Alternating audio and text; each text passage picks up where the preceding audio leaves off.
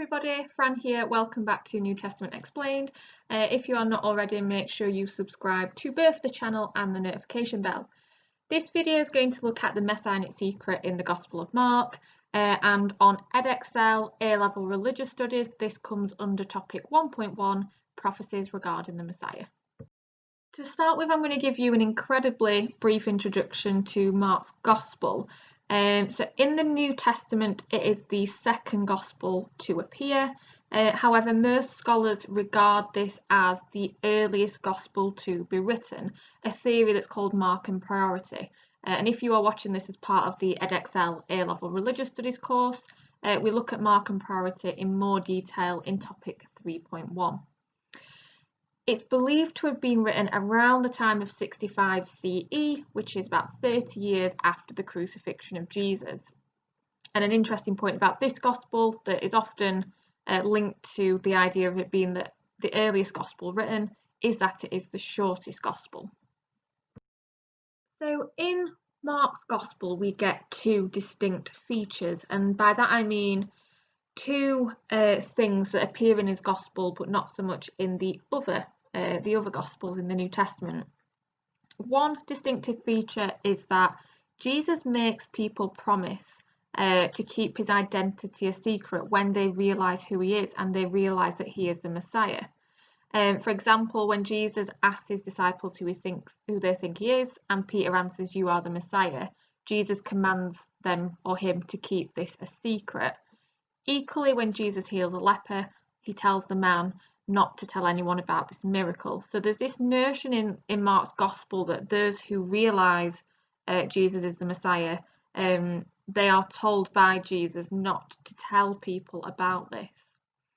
A second feature is that Jesus reveals to people he is the Messiah, but he does this in parables so that it is harder for people to understand. And in the parable of the sower, we get the quote, "The secret of the kingdom of God has been given to you, you being the disciples, but to those on the outside, everything is said in parables." So again, we've got two features here that seem to be quite unique to the Gospel of Mark. Now that I've introduced Mark's Gospel and some distinct features in it, we are ready for me to explain what the theory of the Messianic Secret is. Now, this is a theory put forward by William Wrede. And the theory goes, Jesus had an un-messianic ministry.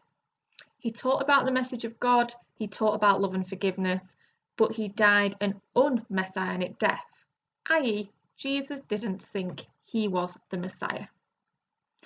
Later Christians, after Jesus had died, believed he was the Messiah and that he was resurrected. Importantly, this group of later Christians are not Jesus's family, friends, and ordinary followers. They are a separate group of Christians who believe this. Now, Mark, when he writes his gospel, believes that Jesus was the Messiah, but he's very aware of the fact that his family and friends and ordinary followers are still alive and they object to Jesus being called the Messiah. So he is ultimately wanting to write his gospel to get across the idea that Jesus is the Messiah, but he's aware of the fact there are people who are very close to Jesus who would not be happy with this. So what Mark decides to write in his gospel is that Jesus did claim to be the Messiah, but he did it secretly. Those who realised were told to stay quiet, and it was a very sort of in-the-know secret idea. What this ultimately means is that in Mark's Gospel, where Jesus admits to being the Messiah and asks people to stay quiet, these are fictitious accounts. They are not historically accurate and they didn't really happen in the way that Mark presents. That is then the end of the theory. So the theory is the points on this slide. So William Wrede is the scholar who puts forward the notion of the Messianic Secret in Mark.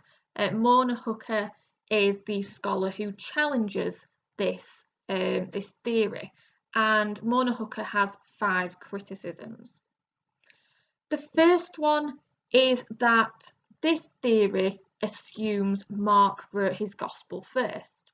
But not everybody agrees that. Not everybody believes that Mark was written first and Mark's gospel was written first. Many Catholics in particular believe that Matthew was written first. And if Matthew wrote first, then the details about Jesus identifying him as the Messiah are not added in later by other gospel writers, because we've got one here who will have written earlier. A second criticism is that there are more reasons for Jesus to stay quiet than wanting to reveal that he is the Messiah. After healing the leper, Jesus is mobbed by crowds and he's getting famous, and that ultimately is getting in the way of his real mission.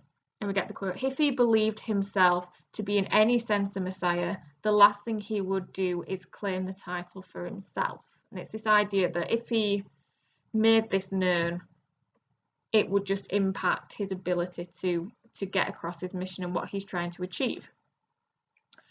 A third criticism is that the reason Jesus didn't tell people he was the Messiah, didn't kind of make this public, is that Jesus was aware that people would not understand what he was saying. So if Jesus said to people, "I am the Messiah," the people hearing that may interpret it in a different way. So they may want him to declare himself a king and raise an army. The authorities will probably silence him and think he's starting a revolution. And because of all these potential connotations of the title Messiah, Jesus distances himself from that title and uses the Son of Man title instead. A fourth criticism is about the use of parables by Jesus, and the idea that Jesus might have been trying to say actually that some people can't handle the truth about who he is and that others can, and therefore by speaking in parables, those who are like spiritually open-minded will understand, but those who are quite closed-minded, who would not be able to handle what he's saying, will not be angered by what they're saying. It won't sort of trigger them to react, and that is the reason why he speaks in parables. And again, we get this quote from Morna Hooker: "The truth about Jesus is at once hidden from view and yet spelt out on every page of the gospel."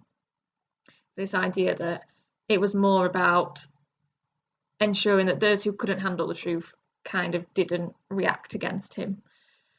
And then the final criticism is that there is an instance where Jesus does convey this notion that he is the Messiah, and this is when he arrives in Jerusalem and he is greeted as a king.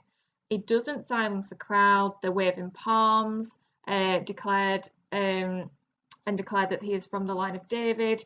This event seems very planned, arriving on the donkey symbolising that he's coming in peace and that he's fulfilling prophecies. And therefore, what we have here when you put all of this together is an example where Jesus is very publicly making clear that he is the Messiah, and it's not a secret. So just to summarise and make sure you are clear on the sort of two sides of this debate, William Wrede argues that the secrecy of Jesus being the Messiah is actually a theological device, and what we mean by that is that they are fictitious, they are not real passages, they are created by Mark, the author of Mark, to reconcile and get around this issue he faces, that some people, including himself, believed Jesus was the Messiah, but there are others who did not believe he and his ministry was messianic. So it's fictitious, and it's all trying to get around this issue of those close to Jesus not believing him to be the Messiah versus others who did. Morna Hooker's view is different in that Morna Hooker says it was historical, this is true. The moments in Mark's gospel where Jesus tells people to keep it quiet about him being the Messiah did actually happen. The reason Jesus demanded this secrecy was the fear that his messiahship would be misunderstood, or it would be taken as political messiahship, where people would expect Jesus to kind of bear arms and become a king. And so the reason for the secrecy is the worry that people will get the wrong end of the stick when he tells people he is the Messiah. That then marks the end of this video that outlines not only William Wrede's theory on the Messianic Secret, but the key criticisms put forward by Morna Hooker. As always, please subscribe to the channel if you've not already, but more importantly, thank you for watching.